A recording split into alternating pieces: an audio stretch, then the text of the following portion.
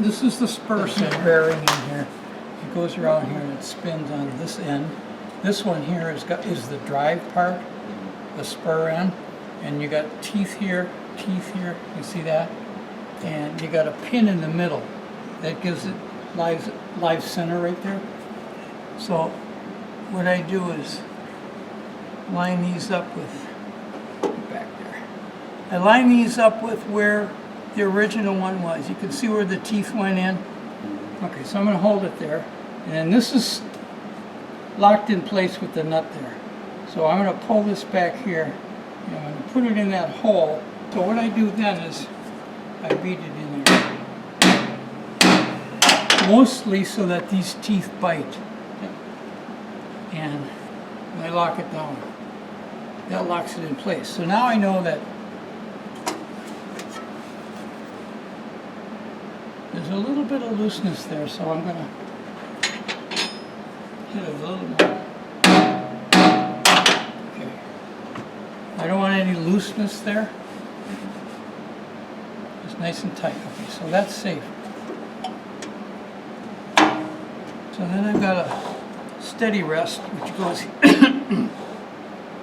goes here, and I can use a 6-inch, 12-inch, or a 24-inch one to run it across to be the rest that I put my tools on.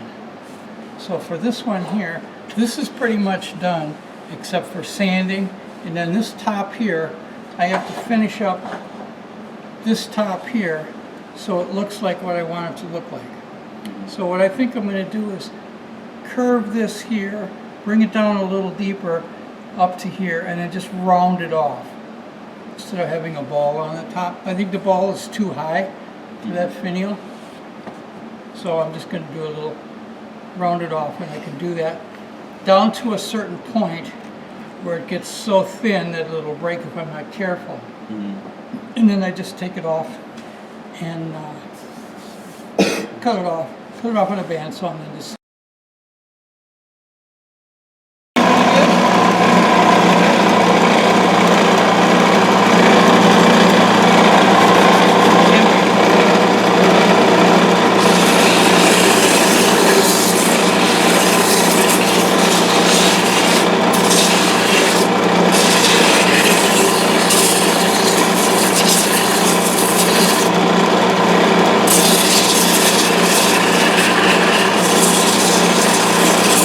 Is that a sanding block? oh yes it is, handmade, look at that.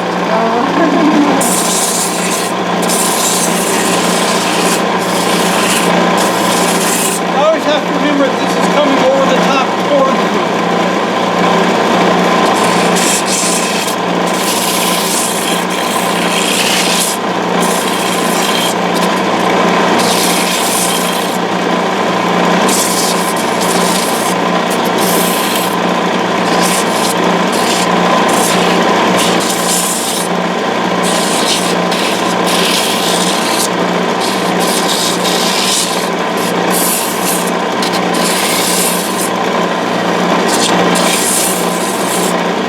See how much smoother it looks now. We put a little sanding on.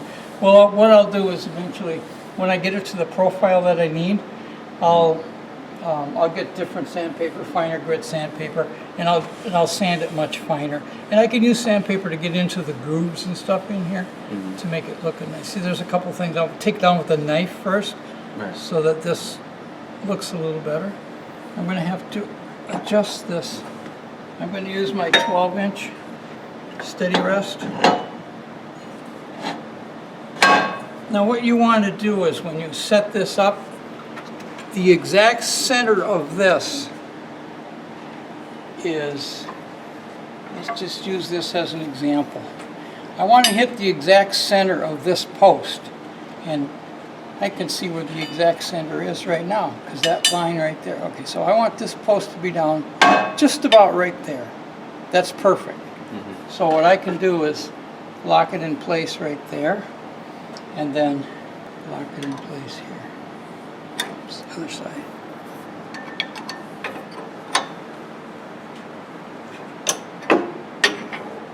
It locks it to the whole frame of the lathe too.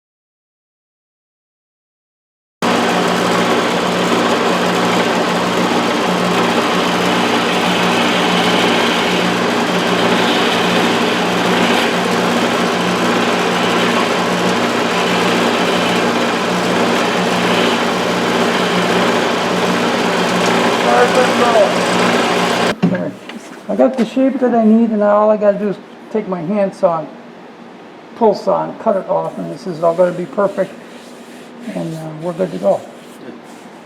So, all I gotta do is go like this, point, and off she comes.